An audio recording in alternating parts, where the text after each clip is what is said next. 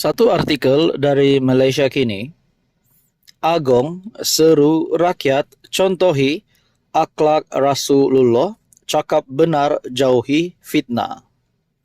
Titah yang di Pertuan Agong Al-Sultan Abdullah Riayatuddin Al-Mustafa Bilasha pasti adalah satu titah yang mengejutkan ramai, terutamanya kepimpinan politik di Malaysia. Yang di Pertuan Agong Al-Sultan Abdullah Riayatuddin Al-Mustafa Bilasha bertitah agar rakyat mencontohi akhlak warisan maknawi Rasulullah yang mulia dalam pertuturan dengan bercakap hanya mengenai kebenaran, jujur di samping menjauhi fitnah. Yang di Pertuan Agong bertitah hakikatnya perkataan yang kurang elok, sama ada ketika tutur bicara maupun ketika menulis di media sosial. Kata-kata berbentuk cacian, nista dan dusta serta fitnah hanya menggugat kestabilan dan keharmonian negara tercinta. Marilah kita mengambil iktibar daripada kejatuhan serta keruntuhan tamadun dan kuasa besar dunia akibat budaya fitnah yang mendominasi dan membarah dalam kehidupan bangsanya.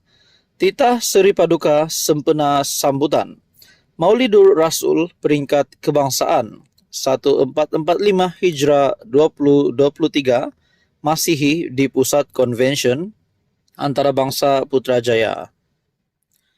Seri Paduka bertitah, selepas kewafatan junjungan besar Nabi Muhammad, fenomena fitnah telah membawa kepada peristiwa amat tragis dalam sejarah Islam, menerusi pembunuhan Khalifah ketiga Saidina Uthman Affan.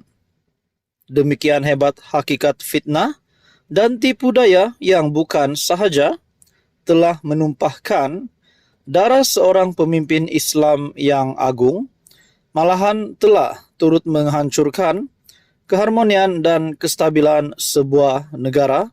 Titah Seri Paduka Al-Sultan Abdullah bertitah, oleh itu Allah mengingatkan umat Islam untuk menghindari serta menjauhi diri daripada orang yang berbohong. Seri Paduka bertitah, sirah Rasulullah dalam lipatan sejarah juga mencerminkan kepakaran baginda dalam mentadbir sebuah negara.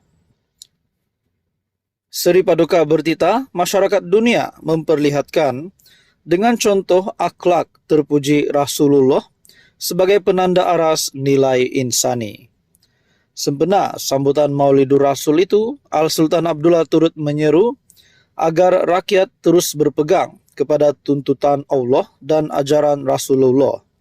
Dengan yang demikian, kita akan dapat membangunkan sebuah negara yang bertamadun dan berjaya, harmoni serta sejahtera dengan rakyat yang menjiwai sifat karamatul insan. Titah Seri Paduka Al-Sultan Abdullah bertitah, baginda yakin Malaysia akan mencapai puncak kejayaan hakiki apabila syariat Islam dan nilai murni serta ketinggian akhlak yang dibawa Rasulullah menjadi tatanan aturan tadbir urus negara. Turut hadir ialah Perdana Menteri Datuk Seri Anwar Ibrahim dan isteri Datin Seri Dr. Wan Aziza Wan Ismail, turut berangkat ke sambutan bertema Perpaduan Teras Malaysia Madani, ialah Raja Permaisuri Agong Tunku Haja Aziza Amina Maimuna Iskandaria. Artikel dari Malaysia Kini. Halo semua, tuan-tuan dan puan yang amat dihormati semua, saudara-saudara yang amat dihormati semua. Bagi Anda yang menonton video ini, peminat politik di Malaysia, tidak kisahlah peminat bahagian kerajaan, peminat di blok pembangkang, peminat Perikatan Nasional, penyokong Kerajaan Perpaduan, penyokong Pakatan Harapan, penyokong Barisan Nasional, penyokong Tun Mahathir sekalipun. Ini satu video yang pasti akan mengejutkan Anda. Saudara-saudara, seperti yang kita tahu, terdapat banyak gesaan yang dibuat di dalam dunia politik. Salah satu gesaan yang kita pernah dengar adalah berkaitan dengan, kita juga pernah mendengar berkaitan dengan gerakan untuk menggulingkan Datuk Seri Anwar Ibrahim, menggulingkan kerajaan. Namun sehingga kini, Datuk Seri Anwar Ibrahim masih kekal sebagai Perdana Menteri, masih kekal di puncak. Nah, terdapat juga gesaan di bahagian pembangkang pula. Ada beberapa pemerhati politik dan juga ada pemimpin politik sebelum ini membuat kenyataan menggesa PAS untuk masuk kerajaan. Saudara-saudara, sekiranya PAS satu blok dari pembangkang arti PAS masuk kerajaan, nah, makna kata Perikatan Nasional tinggallah bersatu dan juga gerakan, dan rasanya Tun Mahathir. Tapi kita juga tahu baru-baru ini Tun Mahathir dilantik sebagai penasihat bagi 4 negeri Perikatan Nasional ataupun 4 negeri takbiran PAS. Nah, kita bercakap tentang lantikan Tun Mahathir pula. Ada yang kata, kenapa Tun Mahathir yang dilantik? Kan Perikatan Nasional ada Muhyiddin Yassin. Kan Perikatan Nasional ada Hamzah Zainuddin. Dan kenapa di dalam kepemimpinan PN yang masih ada pemimpin yang besar berpengaruh, tetapi Tun Mahathir yang bukan ahli parlimen, yang tidak ada kuasa hari ini, yang dilantik menjadi penasihat. Akhirnya beberapa pandangan dari kepimpinan PN sendiri menyatakan mereka mahu pimpinan Tun Mahathir sebagai bekas Perdana Menteri dan juga mempunyai pengalaman yang luas. Tidakkah Muhyiddin Yassin sendiri mempunyai pengalaman yang luas? Kita bercakap tentang lantikan Tun Mahathir. Kita juga berpikir kalau Tun Mahathir kita dapat lihat hari ini diagung-agungkan oleh PAS, pemimpin PAS, tidakkah Muhyiddin Yassin dan juga Hamzah Zainuddin akan tergugat di dalam kepimpinan PAS, kepimpinan PN, maafkan saya. Bagaimana kalau tiba-tiba Muhyiddin Yassin dan Hamzah Zainuddin satu blok bersatu keluar Perikatan Nasional pula dan menyokong kerajaan?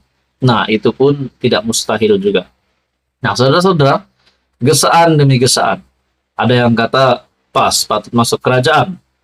Ada yang kata bersatu patut masuk kerajaan. Ada juga kata Tun Mahathir perlu rehat, tidak lagi perlu aktif di dalam kancah politik hari ini yang semakin panas hari demi hari. Nah, saudara-saudara, tapi apa yang saya nak puji tentang Tun Mahathir ini, beliau masih lagi kuat perjuangannya ataupun masih lagi kuat mahu menjadi ahli politik yang masih mempunyai pengaruh di Malaysia. Walaupun kita sudah tahu bukti penolakan terhadap Tun Mahathir di Langkawi pada pilihan raya umum ke-15 baru-baru ini. Tapi semangat Tun Mahathir masih lagi ada. Walaupun di usia sudah menghampiri 100 tahun, beliau masih lagi aktif di dalam kancah politik Malaysia. Itu satu kebaikan yang saya lihat, yaitu beliau masih aktif dan masih ingin relevan di dalam dunia politik hari ini. Tetapi di usia yang sudah menghampiri 100 tahun, di usia 98 tahun Mahathir, patutkah beliau rehat saja? Dan tidak lagi terlibat dan fokus menjadi negarawan. Nah, teman-teman, berkaitan dengan beberapa spekulasi yang dibuat sebelum ini, gesaan PAS masuk kerajaan, gesaan bersatu masuk kerajaan. Kalau PAS masuk kerajaan, bagaimana dengan pembangkang? Tinggallah bersatu, tinggallah Mahathir, tinggallah gerakan, tinggallah muda. Dan juga mungkin ada lagi yang lain. Nah, begitu juga kalau bersatu yang masuk kerajaan. Bagaimana pula dengan kepimpinan Perikatan Nasional? Bagaimana pula dengan Hadi Awang sebagai timbalan pengurus PN? Adakah beliau yang akan memimpin PN tanpa bersatu? Seperti yang kita tahu, PAS mempunyai 40 kursi lebih, dan juga begitu juga bersatu, kalau saya tak silap, 30 kursi lebih. Saudara-saudara, apa komen Anda berkaitan dengan ini? Anda wajib share video ini. Anda juga dipersilakan like video ini dan tekan butang subscribe. Dan subscribe itu percuma.